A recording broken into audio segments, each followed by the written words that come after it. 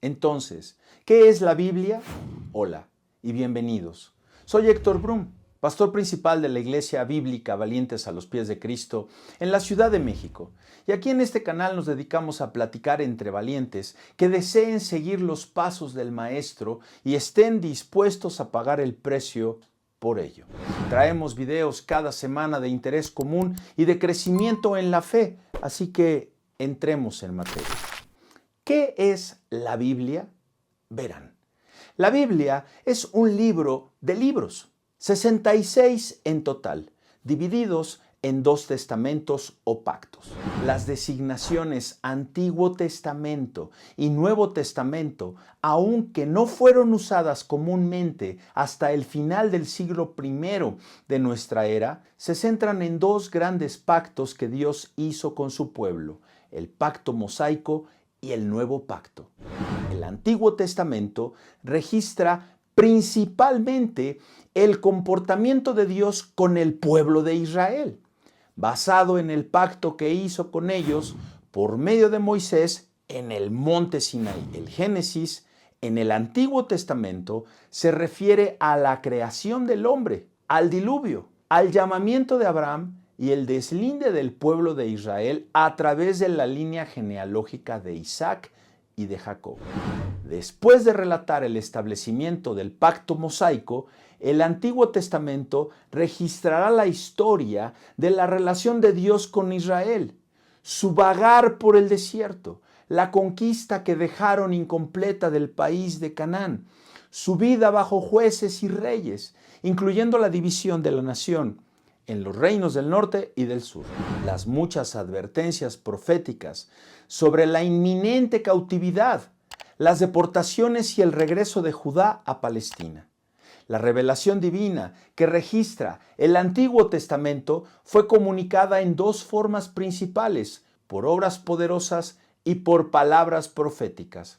Estas 2 formas de revelación están unidas en forma indisoluble.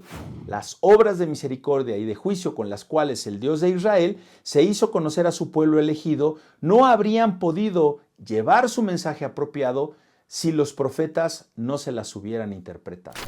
Así que los profetas son los portavoces de Dios que recibieron y comunicaron su palabra a su pueblo. Por ejemplo, los hechos del Éxodo no habrían tenido un significado perdurable para los israelitas si Moisés no les hubiera dicho que en esos hechos el Dios de sus padres estaba actuando para liberarlos, de acuerdo a sus antiguas promesas, para que ellos pudieran ser su pueblo y Él su Dios.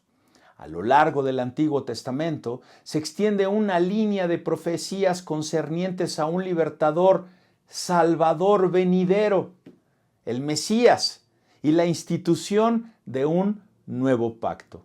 El cumplimiento de esas profecías constituye la historia del Nuevo Testamento. Durante los 400 años que mediaron entre la clausura de la revelación del Antiguo Testamento y la primera venida de Cristo, porque recuerda que estamos en espera de la segunda, sucedieron algunos acontecimientos importantísimos en la historia. Los griegos, bajo el mando de Alejandro Magno y sus sucesores, gobernaron el mundo por algún tiempo. Bajo los macabeos, los judíos se sublevaron e intentaron emanciparse del dominio de los griegos. El imperio romano sucedió al griego y gobernaba el mundo entonces conocido cuando nació Cristo. La sinagoga judía, el Sanedrín y las sectas como los fariseos y los saduceos se fueron desarrollando. Todos estos acontecimientos y avances prepararon el escenario para el nacimiento y ministerio de Jesucristo y por ende para el nacimiento y desarrollo primitivo de su iglesia. Entonces, el nombre que se le da a la segunda parte de la Biblia es el Nuevo Testamento, que significa literalmente el nuevo pacto. La palabra pacto significa un arreglo hecho por una parte que la otra parte involucrada podía aceptar o en su caso rechazar, pero nunca cambiar. Y mientras que el Antiguo Testamento narra primordialmente el acuerdo de Dios con Israel basado en el pacto dado a través de Moisés en el monte Sinaí, el Nuevo Testamento describe el nuevo acuerdo de Dios con los hombres a través de Cristo basado en el nuevo pacto.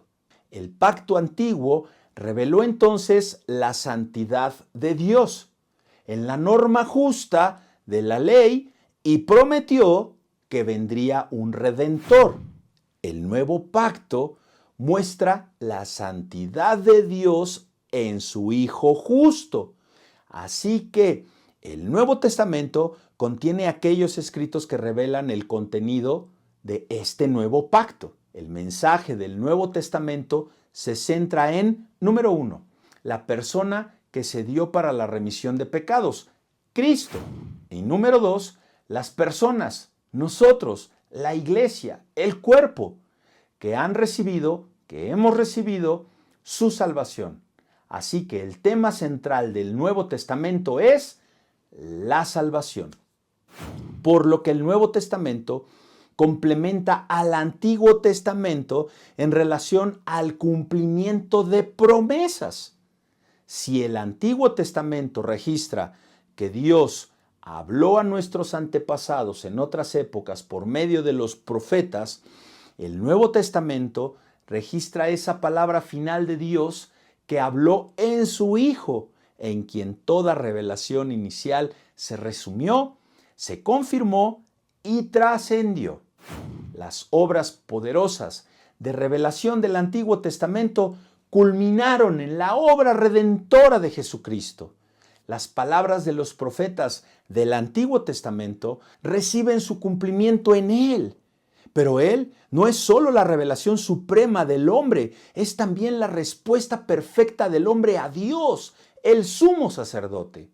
Y si el Antiguo Testamento registra el testimonio de aquellos que vieron el día de Cristo antes de que llegara, como lo es la profecía de Isaías, el Nuevo Testamento registra el testimonio de aquellos que lo vieron y escucharon en los días en que vivía en la carne, que lo tenían ahí físicamente y que llegaron a conocer y a proclamar el significado de su venida más precisamente por el poder de su espíritu después de su resurrección de los muertos. Y amigos, hasta aquí el video de hoy. Siéntanse libres en enviarnos sus preguntas y pasajes difíciles que les gustaría que estudiáramos en el próximo video. Y no se despeguen de este canal, porque aquí estamos platicando entre valientes. Shalom.